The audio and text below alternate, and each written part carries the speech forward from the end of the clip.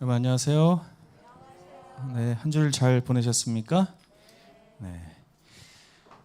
오늘 제 5과 극심한 시련에 대한 두 번째 말씀 시간입니다.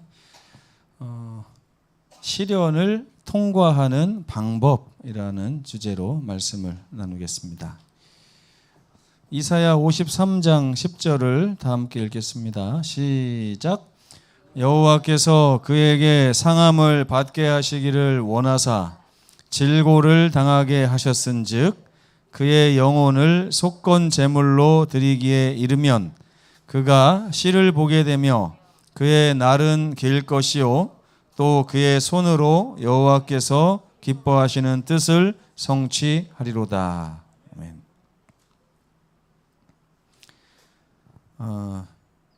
고통을 당하는 이제 시련이 때때로 알 수 없는 이유로 찾아오곤 합니다.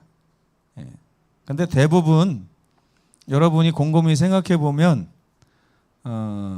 우리는 욥과 같이 신실한 삶을 살기보다는 그렇지 않을 때가 많기 때문에 우리가 당하는 시련은 다 까닭이 있습니다. 그런데 어쨌든 욥이 고통을 당한 이유는 참 욥 스스로가 생각해도 이해가 되지 않는 그런 시련이었습니다. 그런데 그 시련이 굉장히 극심했어요. 이번 5과의 제목이 극심한 시련이잖아요. 여러분들 극심한 시련 당해보신 적 있습니까? 아직 없어요? 극심한 시련. 도대체 어느 정도 시련을 당하면 그것을 극심한 시련이라고 할까요? 네? 어느 정도? 죽기 직전까지요? 내가 죽는 게 문제가 아니더라고요. 내가 죽는 게. 그렇죠? 여기 보면 욥이 그 맏아들의 집에서 음식을 먹고 있을 때에 그의 5 아들과 2 딸이죠. 각각 자기의 또 맏아들의 집에서 음식을 먹고 있었다 그랬어요. 이게 도대체 어떻게 된 일인지 모르겠습니다. 욥은 맏아들의 집에서 음식을 먹고 나머지 자녀들은 각각 자기의 맏아들의 집에서 음식을 먹고 이러고 있다고 성경은 기록하고 있는데 이건 좀 생각을 해봐야 될 문제 같아요. 아무튼 음식을 먹고 있을 때 소식이 4가지 소식이 한날 동시에 찾아옵니다.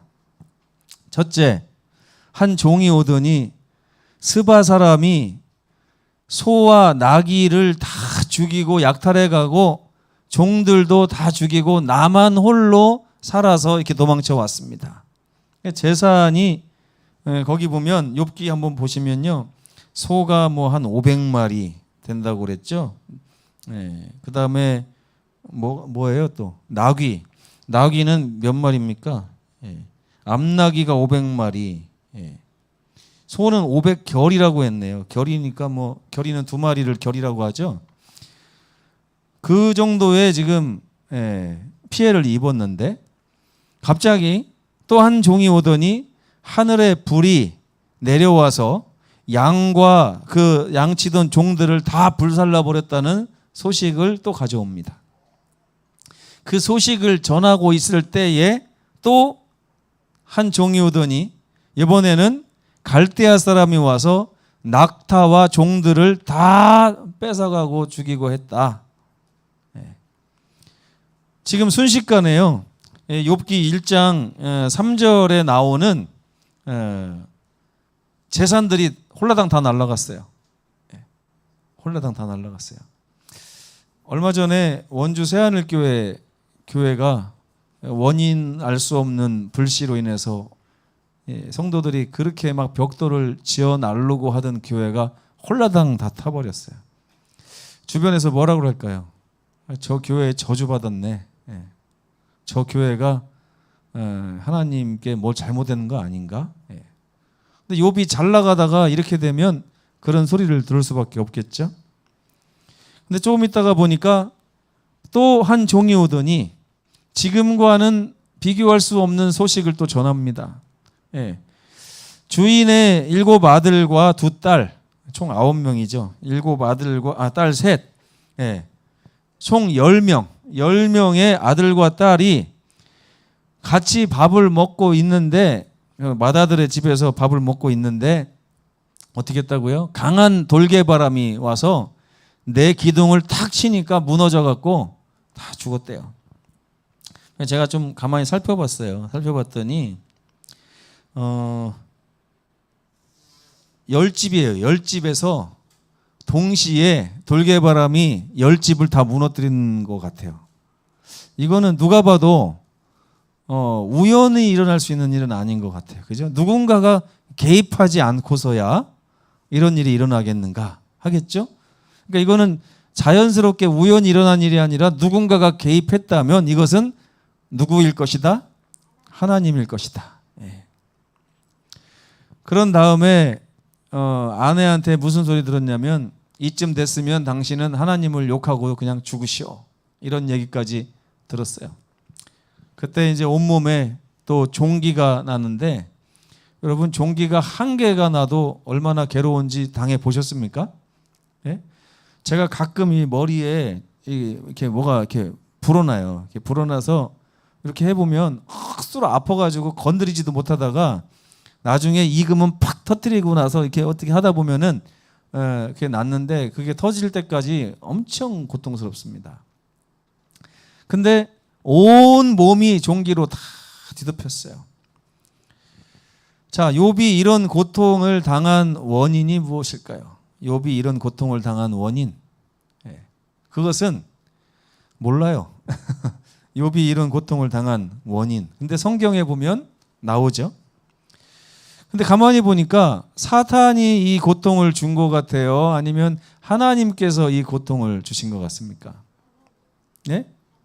욥기를 읽어보면 사단은 그냥 이 세상을 한 바퀴 돌고 왔다고 얘기를 해요. 근데 갑자기 하나님께서 현상훈 집사를 유심히 좀 봤느냐? 이렇게 말을 한단 말이에요. 하나님이 이 말씀을 안 했다면 현 집사님 가정에 이런 일이 안 일어났을 거예요. 그죠? 그냥 두루두루 다녀왔습니다. 이렇게 하는데 갑자기 하나님께서 현상훈 집사를 유심히 보았느냐? 얼마나 신앙이 좋은지 하고 사탄의 약을 올린 거예요. 그러니까 사탄이 에이 하나님 그거 하나님 생각하고 다릅니다. 하나님이 저렇게 축복을 많이 해주고 다 이유가 있어서 그렇겠지 않습니까? 했더니 하나님하고 이제 마귀가 증명을 해야 되는 상황이 된 거죠. 욥이 고통을 당한 이유는 이런 말도 안 되는 이유였습니다. 하나님하고 마귀 사이에서 지금 새우등이 터진 거예요. 새우등이. 염 집사님이 저렇게 웃고 있지만 만약에 하늘에서 하나님하고 마귀하고 이런 일 때문에 갑자기 염 집사님 가정에 이런 일이 발생했다. 지금 염 집사님이 어떻게 생각할 것 같습니까? 이게 우리가 욥의 이야기라고 읽어서 그렇죠. 막상 내가 이 일을 당하면요. 욥의 부인이 양반일 정도예요. 그렇죠? 뭐라고 해요? 그냥 하나님 욕하고 죽으라 이거밖에 없어요. 그죠? 우리 같으면 어떻게 했을 것 같습니까? 우리 같으면 웃을 일이 아니죠. 우리가 그죠? 정말 이거 심각한 거예요. 너무너무 심각한 것입니다. 아들 10명 중에 1명만 비참하게 죽어도 하나님이 있네 없네 그러면서 난리를 치는 게 사람이고요. 그죠? 수많은 이 내 재산 중에 내가 집이 5채가 있는데 한 채만 폭삭 무너져도 하나님 내가 그걸 어떻게 벌은 건데 나한테 이럴 수가 있습니까? 그러는 게 우리 사람입니다. 근데 어떻게 이런 일이 일어날 수 있습니까? 제가 이거 욥기를 다 내용을 알고 읽는데도 이런 생각이 들더라고요. 아유, 하나님 욥한테 좀 심하셨던 거 아닙니까? 이거 해도 너무 심하셨는데요. 해도 너무 심해요. 그죠? 근데 이런 시련을 마주했을 때 신앙인들이 나타내는 반응이 두 가지가 있어요. 두 가지. 근데 여러분은 어느 쪽인지 한번 솔직하게 생각해 보시기 바랍니다. 마음에 손을 얹고 솔직하게 나는 어떤 사람인가. 첫째, 이런 일을 당하고 나면 억울한 마음이 들고 막 화가 나고 하나님을 막 거부하고 싶고 또 하나님을 두려워하게 되고 하나님을 막 원망하게 되는 게 나다. 그래요, 안 그래요? 이쪽입니까? 아니면 하나님, 내가 이렇게 어려운 일을 당했는데 저를 구원해 주실 분은 하나님밖에 없으니 하나님 저 좀 살려주십시오라고 하는 게 여러분입니까? 여러분은 어느 쪽 신앙을 하시는 것 같습니까?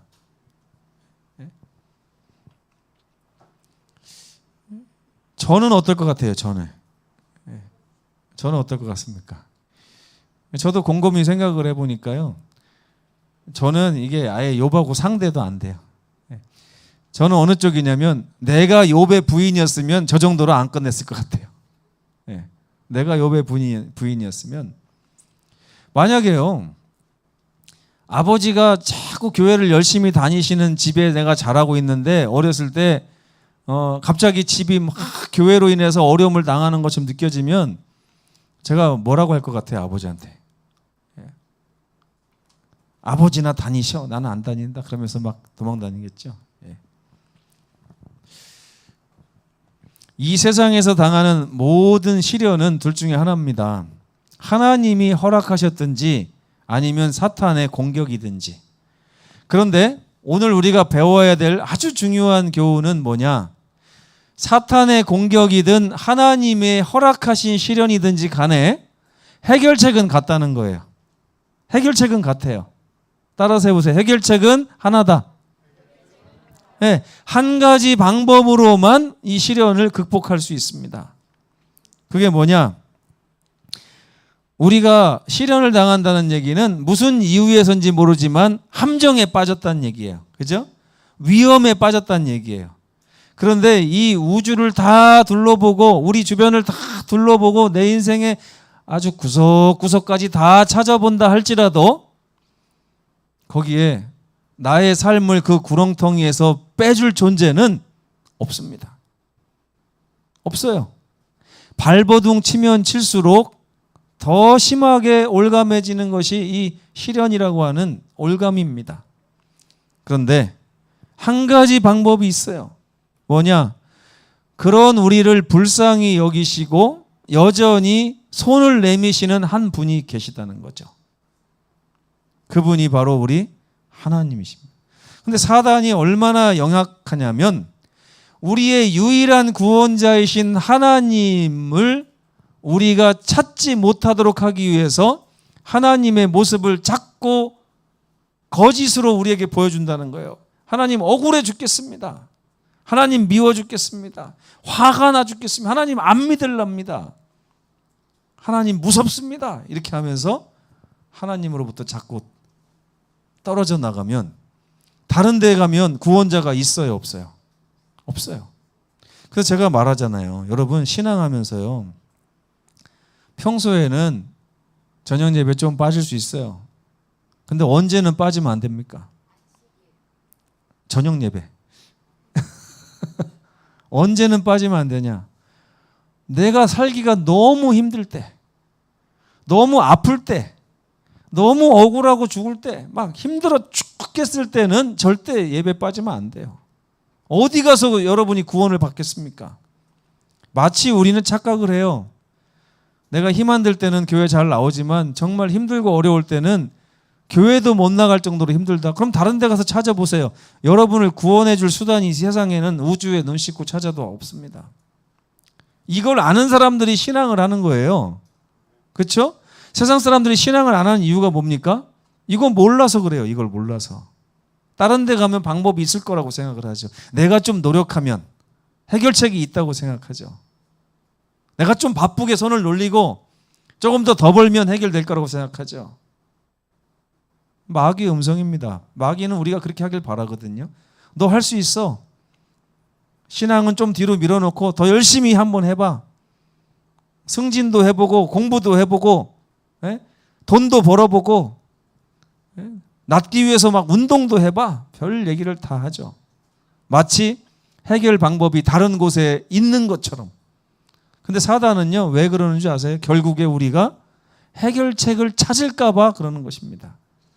우리의 유일한 해결책은 어디에 있다고요? 내가 산을 향하여 눈을 들리라. 나의 도움이 어디서 올꼬라고 다윗이 외쳤어요. 그러면서 뭐라고 말합니까? 나의 도움은 천지를 지으신 우리 하나님 여호와께로부터 오는 것이다. 여러분, 이 다윗의 시가 그냥 심심해서 진 것 같죠? 아니에요. 인생을 통해서 깨닫고 느끼고 나서 정말이구나 해서 지은 시가 이 시입니다. 내가 산을 향하여 눈을 들리라. 내가 산을 향하여 여호와의 성산을 향하여 눈을 들지 않으면 나의 도움이 도대체 어디서 올꼬? 나의 도움은 천지를 지으신 여호와께로만 올 것이다. 이 신앙을 우리가 갖고 있기 때문에 오늘 이 자리에 있는 것입니다. 욥은 어떻게 이 시련을 극복했습니까? 욥은 하나님의 임재 아래 앞에 머무르며 그분을 경배하면서 이 재난을 극복해 나갔습니다. 어떻게 했다고요? 시련이 왔을 때, 이 재난이 왔을 때 하나님께로부터 등을 돌리고 멀리 가서 해결했다고요? 아니면 오히려 하나님 앞에 더 가까이 와서 하나님을 경배하면서 하나님만 바라보면서 재난을 극복했다고요? 예. 여러분, 이거요, 말로 아무리 배워도 소용없어요. 막상 딱 닥치잖아요. 우리 본성에서부터 욕이 나오면서 그동안 내가 하나님께 갖다 바친 거 막 아깝게 생각이 들면서, 예? 하나님이 왜 나를 이렇게 미워하실까부터 별 생각 다 나면서 계속 쭈그러집니다. 제가 교회 이제 목회를 하면서 아주 많은 분들에게 들은 얘기예요. 아니, 오늘 이 집사님 왜 안 오셨습니까? 그러면 생각을 해보세요. 지금 교회 오게 생겼나? 그래서 제가 속으로 그래서 생각을 해보니까 교회 오게 생긴 것 같은데 왜 교회를 안 오셨죠? 도대체 어디서 뭐 하면서 해결하시려고? 네? 그렇잖아요. 하나님 앞에서 해결되지 않는 문제가 세상 가서 어디서 해결됩니까? 그렇죠? 저는 이런 교회가 됐으면 좋겠어요. 아니, 집사님 맨날 7시 35분에 오더니 오늘 어쩐 일로 6시에 오셨어요? 그러면 뭐라 그래요? 목사님, 내가 6시에 안 오게 생겼어요 지금? 내 삶이 이렇게 됐는데? 내가 이렇게 급한데? 이렇게 내가 하나님의 도움이 필요한데 내가 6시에 안 오게 생겼어요? 아니, 목사님, 아니, 집사님, 생전 새벽에 기도하러 안 오시더니 오늘 어쩐 일이십니까? 뭐라 그래야 돼요? 목사님, 제가 안 오게 생겼어요? 여러분, 성경에 보면 어디 그런 여자가 나옵니까? 엘리 제사장 앞에 한나라는 여인이 나타났어요. 엘리 제사장이 네가 여기 어쩐 일이냐 했더니 뭐라 그래요? 내가 여기 안 오게 생겼습니까? 아들이 안 생겨서 지금 죽겠는데? 하나님이 해결 안 해주면 어디 가서 내가 이걸 해결합니까? 이게 신앙 아니에요, 여러분? 이게? 그렇죠? 더 이상 어려우면 물러가고 어렵지 않을 때는 하나님 잘 믿는 것처럼 신앙하는 이 신앙을 우리는 이제 돌아서야 됩니다. 그래서 욥은요, 재난의 이 시련의 구렁텅이에 깊게 빠졌을 때 찬송을 불렀습니다. 내가 모태에서 뭘 갖고 나왔던가? 알몸으로 나왔는데 또 알몸으로 돌아가면 될 건데, 그러면서 주신 이도 여호와시오 거두신 이도 여호와시니 오직 여호와 이름을 찬송하면 될 것을. 이게 욥의 신앙이었습니다. 이 시련과 경배의 세 가지 측면에서 욥이 승리를 했습니다. 첫째, 자기가 무력하고 무가치하다는 사실을 인정했어요. 이게 첫 번째, 알몸으로 나왔다는 말에 그것이 들어가 있습니다. 나는 알몸인 사람인데, 알몸인 존재인데 내가 이런 시련을 어떻게 감당해서 싸울 것인가? 나는 못한다. 오직 나는 무력하고 무가치하고 능력 없고 아무런 대책이 없는 그런 존재다. 그러면서 뭐라고 그래요? 이 모든 것을 하나님이 지금 보고 계시다, 안 보고 계시다? 보고 계시다. 보고 계시기 때문에 하나님께서 이 일을 해결하시고 나의 억울함을 풀어주실 것을 믿고 하나님을 계속해서 바라본 것입니다. 원망하는 대신에.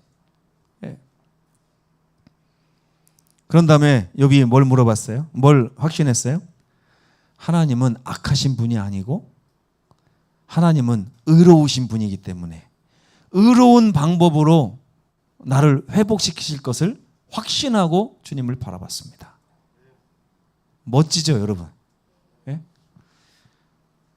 하늘나라 가면 여러분 꼭 욥의 옆자리 가서 좀 물어보세요. 예? 요번에 그 영국의 축구 선수 손흥민 선수가 막 한국에 왔더니 이 극성 팬들이 공항까지 가가지고 손 한번 잡아보겠다고 사인 한번 받아보겠다고 거기서 몇 시간을 기다리고 했더라고요. 여러분, 하늘나라 가면 예수님만 반가울 것 같아요? 저는 안 그래요. 저는요, 아담도 반가울 것 같아요. 그래서 한마디 하고 싶어요. 왜 그랬어요, 도대체? 도대체 왜 그랬어요? 노아 만나서는 어떻게 120년 동안 그렇게 했대요? 하고 물어보고 싶어요. 요셉을 만나면요, 사인 한 장 해주세요. 제가 성경에서 당신의 이야기를 읽으면서 얼마나 내가 힘을 많이 얻었는지 모릅니다. 욥을 만나면요, 안아주고 싶어요. 어떻게 그런 모본을 우리에게 남기실 수 있었습니까? 당신이 아니었으면 세상에 수없이 많은 시련당한 자들이 마귀에게 빠져서 넘어졌을 겁니다. 근데 당신 때문에 얼마나 많은 사람들이 여기에 왔습니까? 근데 저는 또 이런 바람이 있어요. 누군가가 저를 찾아와서 사인해달라고 하기를 원합니다. 김신민 목사님 사인해 주세요. 제가 미국에 살았는데 그냥 목사님 방송을 한번 보고서 여기까지 왔습니다 하고 사인해달라고 그러면 제가 어떻게 마음이 좀 부끄럽기도 하고, 그래도 내가 그렇게 힘들게 목회를 한 것처럼 느꼈는데 와보니까 그게 아니구나. 정말 보람 있는 일을 했구나. 그러더니 그분이 뭐라고 그래요? 저 혼자 왔는지 제 뒤에 누가 있는지 좀 봐주실래요? 딱 보니까 줄을 쫙 섰어요. 이게 다 목사님을 통해서 이렇게 다 여기 온 겁니다. 그러면 제가 눈물이 날 것 같아요. 눈물이. 그렇죠? 이 욥은 시련과 경배라고 하는 이 측면, 시련을 당할 때 어떻게 우리가 시련을 이겨낼 수 있는지를 그 당시뿐만 아니라 예수님 오시는 그날까지, 아니면 우리가 하늘에 가서도 계속 증거할 만한 아주 중요한 신앙의 진리를 삶을 통해서 보여줬습니다. 우리가 얼마나 무력한 존재인가. 그런데도 하나님은 모든 걸 다 보고 계실 뿐만 아니라 하나님은 가장 의로운 방법으로 우리를 이끄실 거라고 하는 확신으로 주님을 바라보는 그 신앙, 그 믿음, 그게 바로 시련을 이기는 방법이었다는 것입니다.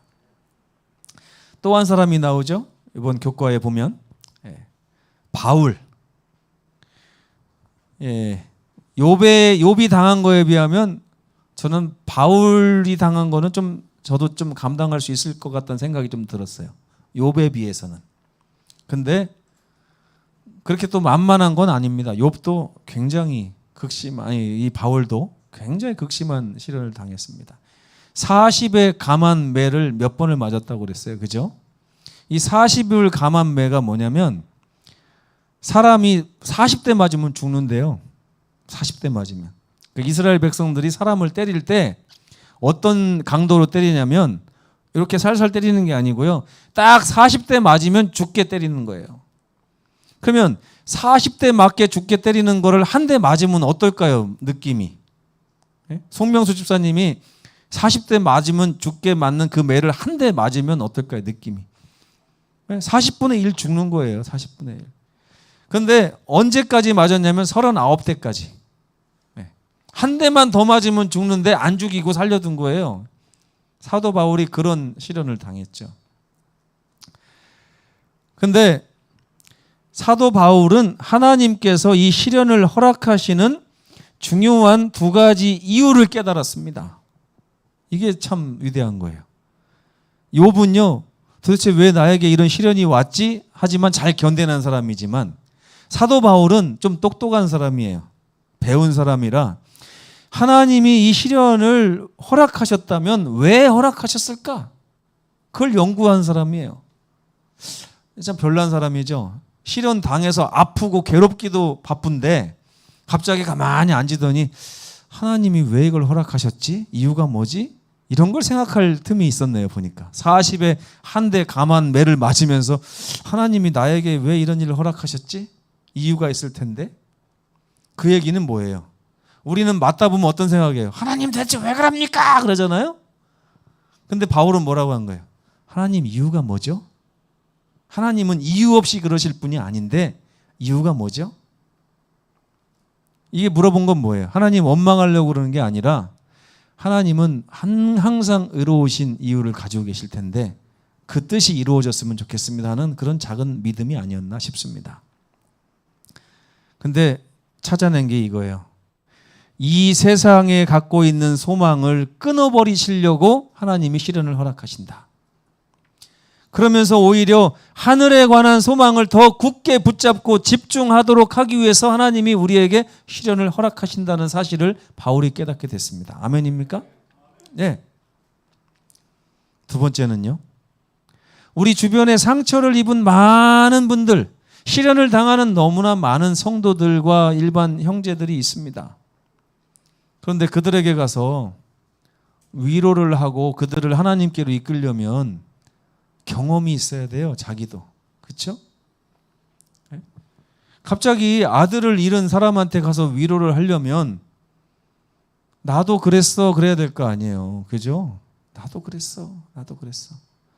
근데 나도 그랬지만 하나님 믿고 어떻게 거길 탈출해냈는지를 설명해 줘야 될 거 아니에요. 그죠? 그래야 힘이 생길 거 아닙니까? 굶고 있는 사람한테 평생 밥 한 끼 굶어본 적 없는 사람이 가서 무슨 위로를 할 수 있겠어요? 그렇죠? 바울이 깨달은 거예요. 내가 이렇게 40에 한 대 감한 매를 죽도록 맞은 것은 이 세상에 나보다 심한 핍박을 당하고 박해를 당하고 어려움을 당한 사람이 없을 지경까지 나를 하나님이 몰아넣은 이유는 다른 형제들을 위로하고 용기를 주고 믿음을 주게 하는 일에 나를 사용하시기 위해서구나 하는 걸 또 깨달았어요. 여러분 하늘나라 가면 바울 만날만 합니까? 만나볼 만해요? 여러분 노트에다가 아니 성경에다 적어 놓으세요. 이렇게 성경 읽다가 딱 누가 나오면 이 사람은 하늘 가서 좀 만나볼 사람하고 동고래미도 쳐시고. 바울 같은 사람은 동고래미를 몇 번씩 쳐야 될 사람이에요. 이 사람은 정말 대단한 사람이에요. 어떻게 시련을 당하면서 그 이유를 생각했을 뿐만 아니라 기도하면서 하나님의 음성까지도 드러낸 사람이에요. 하나님이 왜 그러셨는지. 바울이요 시련을 극복했는데 그 비결을 성경은 기록하고 있습니다. 세 가지예요. 이번 교과에도 보니까 첫째, 지난 날 하나님이 나에게 어떻게 하셨는지를 생각해 보니까 하나님에 대한 신뢰심이 생기는 겁니다. 하나님이 이유 없이 했던 적이 있었던가? 하나님이 나를 사랑하셨으면 사랑하셨지. 지난 시간 동안에 나에게 허락하신 모든 그런 우여곡절이 결국엔 나에게 피가 되고 살이 되고 복이 됐다는 사실을 바울이 깨닫게 됐어요. 그러고 나면서 이번 시련도 나에게 복이 될 것이다라고 하는 확신 가운데 하나님을 확신하게 된 거죠. 그런 다음에 그는 결심했습니다. 내 아무리 큰 시련을 당한다 할지라도 나의 소망을 하나님께 두기로 결심했어요. 그래서 그는 옥중에서 찬미를 한 것입니다. 옥중에서. 그런 다음에 바울이 한 가지 성도들에게 이렇게 당부를 합니다. 여러분들이 나를 위해서 기도해 줄 때 그것이 나에게 위로가 되고 하나님의 이 능력이 나에게 임할 것입니다. 내가 이 시련을 잘 극복할 수 있도록 나를 위해서 기도해 주시옵소. 여러분 매일 매순간을 살아갈 때 시련 속에 복이 있다네. 뭐 이런 찬미도 있고요. 누군가 널 위해 기도하네. 나를 위해 기도해 주 하는 찬미도 있습니다. 여러분 우리가 기도를 해야 된다면 나를 위한 기도보다 우리 넘어져 있는 형제를 위한 기도가 먼저라고 저는 생각합니다. 저는 바울이 이 시련을 극복할 수 있었던 이 비결, 하나님이 지난날에 어떻게 하셨는가, 그리고 하나님께만 소망을 두겠다고 하는 결심과 나 혼자서는 힘드니 내 형제들이여 나를 위해 기도해 달라고 하는 이 중보의 요청이 그를 그 극심한 시련에서 건져냈다. 성경은 기록하고 있습니다. 극심한 시련은 경배와 소망을 가지고 이겨낼 수 있다고 이 교과는 이야기합니다. 욥은 고통 중에서도 하나님을 경배하는 마음을 잃지 않았습니다. 하나님은 결코 악한 분이 아니시며 오직 하나님께서만이 그를 고통에서 건지실 수 있다고 하는 사실을 욥은 알았습니다.